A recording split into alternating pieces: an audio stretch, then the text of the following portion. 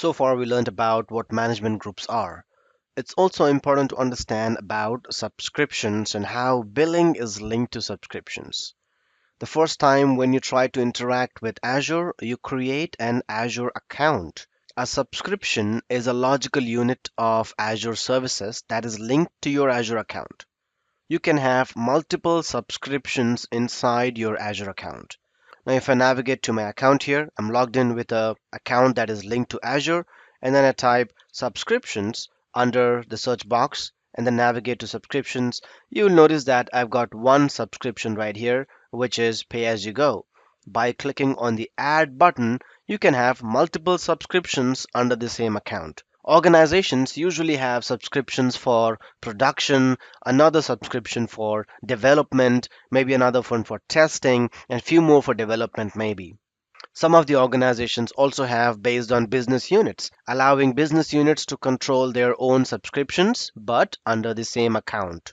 Billing for Azure services is done on per subscription basis. So if you click on a particular subscription, you will be able to see the total cost that has been incurred by that particular subscription. In this case, I've got my subscription ID, and then the cost for that particular subscription can be seen here. And as you scroll down to the bottom, you will be able to see some more forecasts, the spending rate, and also bifurcation of resources based on how much each service has incurred the cost.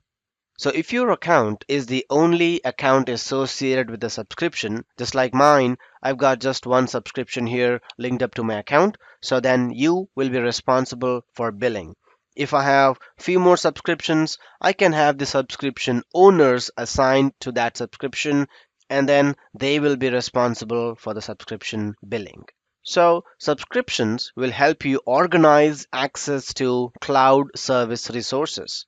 They also help you control how resource usage is reported, billed, and paid for. Each subscription will have a different billing and payment setup. In this case, I have a different payment setup, maybe a credit card. If I have another subscription here, they may have their own credit card for billing purposes. So you can have different subscriptions and different plans by maybe department, project, region office, and so on. Every cloud service belongs to a subscription and a subscription ID, and you should be able to see that right here. So, like I said, there's a subscription ID here, and this is mapped to my credit card for billing purposes. So, if you would like to programmatically access the information inside the subscription, you would use the subscription ID to programmatically access that. Now, imagine a scenario where you would like to grant access to certain people in your organization so that they can then access the billing. Well, this can be done using the IAM section or Identity and Access Management. So, subscriptions have accounts. An Azure account is simply an account in Azure Active Directory or in a directory that is trusted by Azure AD, such as your work or school organization. If you do not belong to one of these organizations, you simply need to sign up for an Azure account by using a Microsoft account, which is then trusted by Azure AD.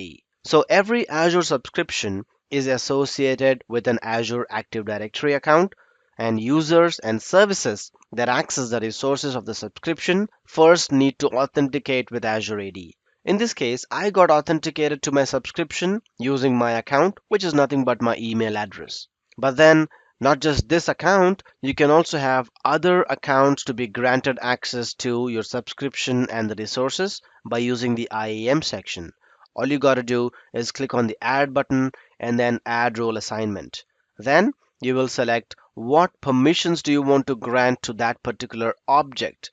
And you got a lot of these roles defined here. And let's say you want to grant a contributor role to a user account in Azure AD. You select contributor and then find that user account in this list here. Let's say you want to grant access to Alex and then click on save. So I've selected Alex and Alex appears here and I click on save. Now Alex has got role-based access control as a contributor to my subscription. So we have granted a user access to Azure resources by adding them to IAM section here. So this user will now have access to all the resources in our subscription because they now have the contributor role. There are a lot of other options that we have inside the Azure subscription. So you can go to cost analysis here to find out how much cost has been incurred by each resource, each service, each location, and also resource group name.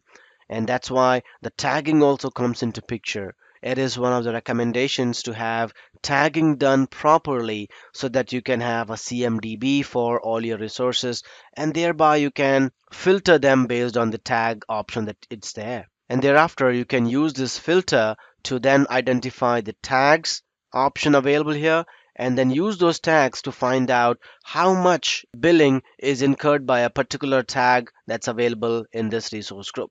So going back to subscriptions now, understand that a subscription is nothing but a logical entity that is used for billing purposes. You can have multiple subscriptions in your account, and all the subscriptions can then be associated to a particular billing group and a payment setup. Inside one account or inside one Azure account, you can have multiple subscriptions, maybe dev, prod, or also based on business units.